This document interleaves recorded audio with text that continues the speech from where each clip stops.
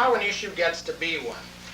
My thesis is that about 90% of the issues that beset us as practitioners are brought on by our activities or by the policies of our organizations.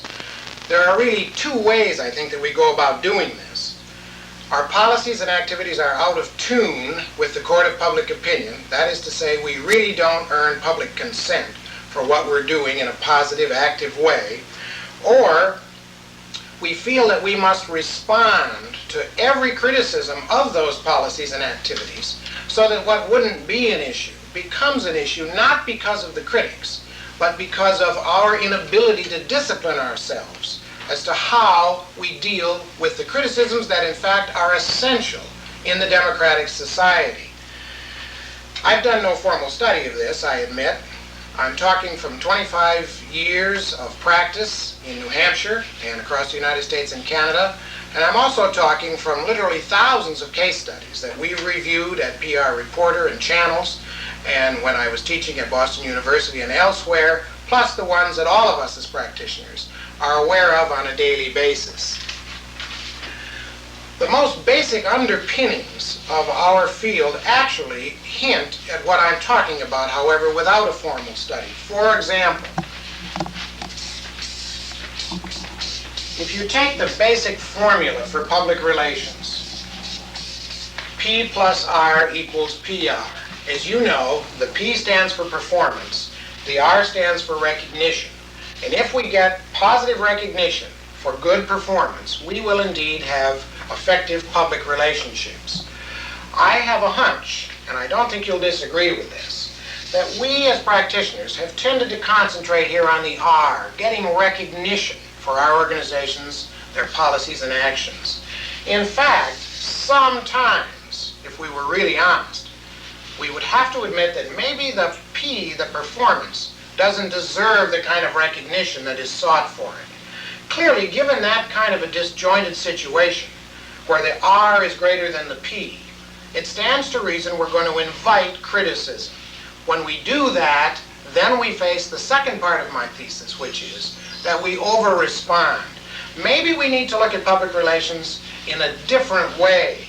I was at a meeting the other day, and someone not a professional, which I thought interesting, explained public relations in a way that was new to me. Maybe it's old hat to you, but I had never heard it.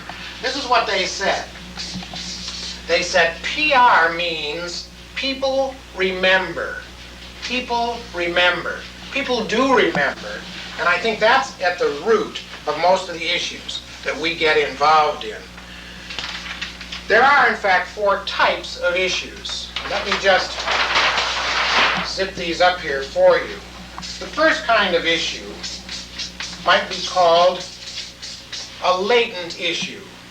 It's a possible confrontation, a possible disagreement. It's out there, but it's just latent. Nothing has happened yet. Still, as practitioners, we ought to know about it, because after an issue is latent, there's always the possibility that it may become an emerging issue.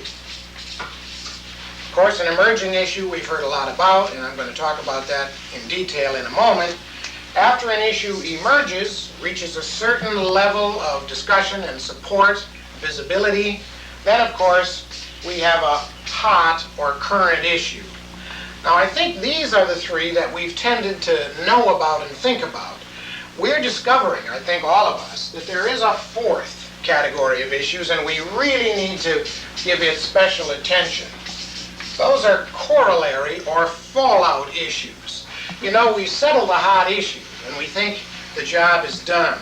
And yet, what we're learning is that from every hot issue, a number of unresolved details or unresolved aspects become fallout issues, and we're starting all over again. Clearly, if we can learn to do a better job of resolving these issues to the satisfaction of almost everyone, we can avoid starting the process over with fallout issues.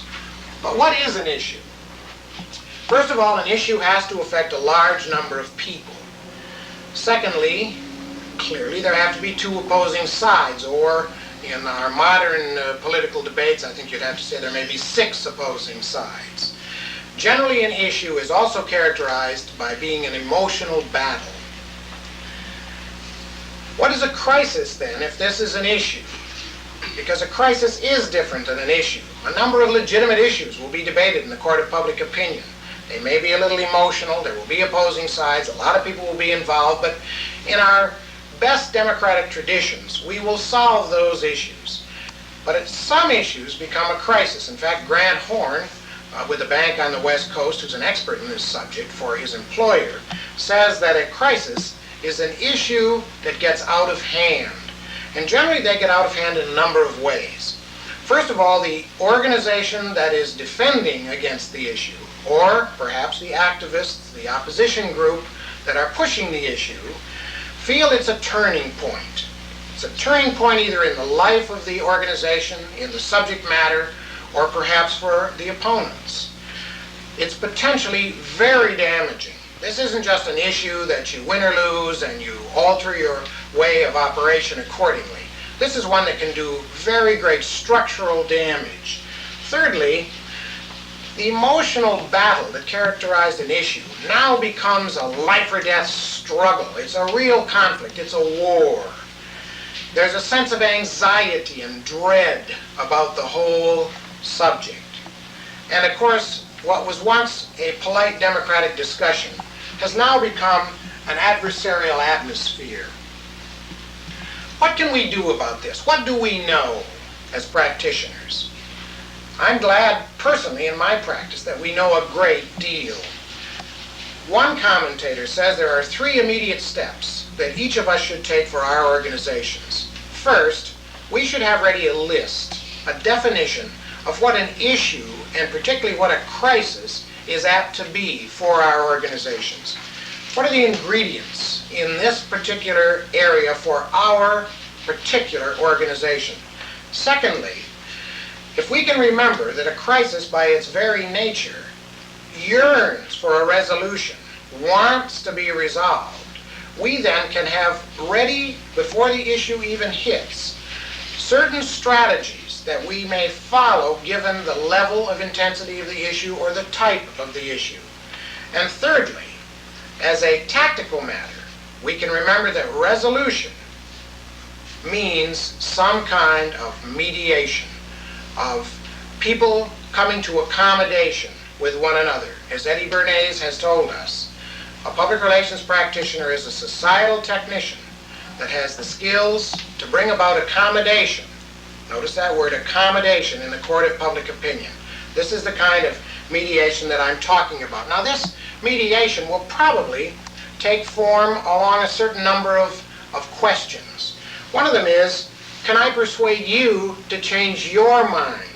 Another is, are there points on which you may be able to persuade me to change my mind? Are there points that can be dismissed, that both of us agree those are just minor, they were sort of tossed in to aid the discussion, and now we're going to get those dismissed? Are there points on which we can agree? Is it possible we can find some platform for agreement? And then, having taken care of those 4 questions, now we get down to the nitty-gritty, and we ask that final question. What are the points on which there is total and unalterable disagreement? Once we have resolved what those are, then we can begin mediating. We can go to work in earnest. As practitioners, to prepare our organizations for issues and crises, there are really 3 questions that we can be sure the public is going to ask us. The first is going to be, what happened? Why did this issue arise? Was there some particular event that has brought it out? And if so, how do you explain that? Is it some long-standing policy? And if so, how did that policy arise? What seems terribly wrong or irrelevant today, did it start out as a perfectly reasonable thing? The second question is, why didn't you tell us about this sooner? If it's come to be an issue now, somebody must have known about it. And so why didn't you tell us about this? This may seem like an unfair question, but in fact, if you think about some of the issues you've been involved in, or issues that have taken a great deal of public discussion recently, you'll know that that question is inevitably asked. And then there's that third question, the one that we really need to be prepared for. Why didn't you solve this before it ever became an issue?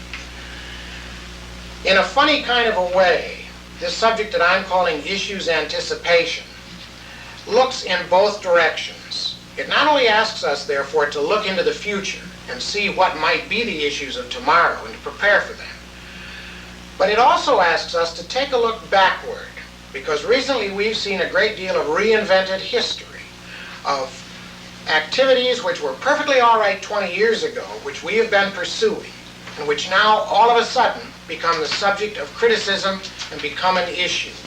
So we need not only to look into the future, we need to look at the history of our organizations and see how history might be reinvented. And in those two ways, we can indeed begin to anticipate issues. There are four basic rules, if you can call them that the behavioral sciences give us to start establishing strategies and tactics to deal with whatever issues may arise for our organizations. The first comes from sociology. It's that basic rule of abuse.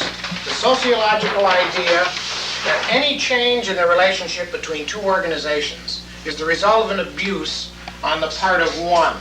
Now, it shouldn't be too difficult for us to look at our organizations and the various publics, the various stakeholders that are involved in the operation of that organization on a day-to-day basis, and to ask ourselves, what are real historical abuses that existed?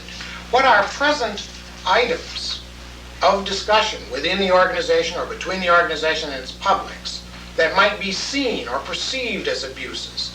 And then what might we do in the future that various publics would see as actual abuses and begin an issue around? That's the first rule of preparation. The second comes to us from psychology. It's the rule of participation based on the psychological principle that people will get behind those decisions, and only those decisions, that they have had a voice in shaping. If your organization, or my organization, is not inviting participation in its decision making, we can be sure that there are going to be issues around those policies which are made in a closed or dictatorial fashion. It's the nature of American society today. The third rule also comes from psychology, and it's the rule of reward. This one primarily applies to our internal publics, although it also applies, I think, to customers and other external publics.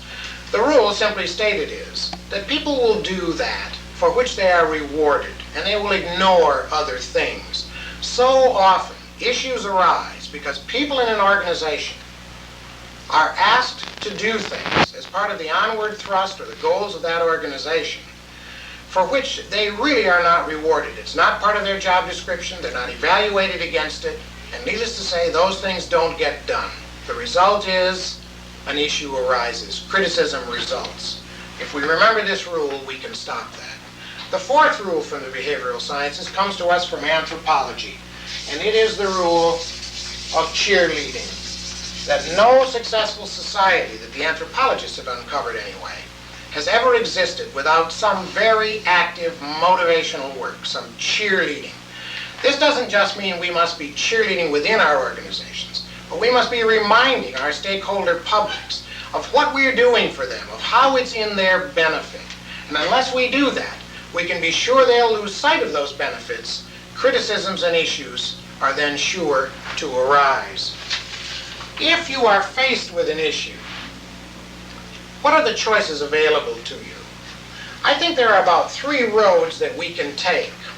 First, we can attempt to douse the fire. We can attempt to avoid confrontation. There are certain times when this is the best course, without doubt. One is when the issues are complex and difficult to explain in 20 seconds on television, which I realize can mean most everything today, but I think you know what I'm talking about. If you've got a complex issue, if you're dealing with a tax structure, for example, don't bother making a confrontation over it if you can possibly avoid it. Your chances of coming across are very slim. If the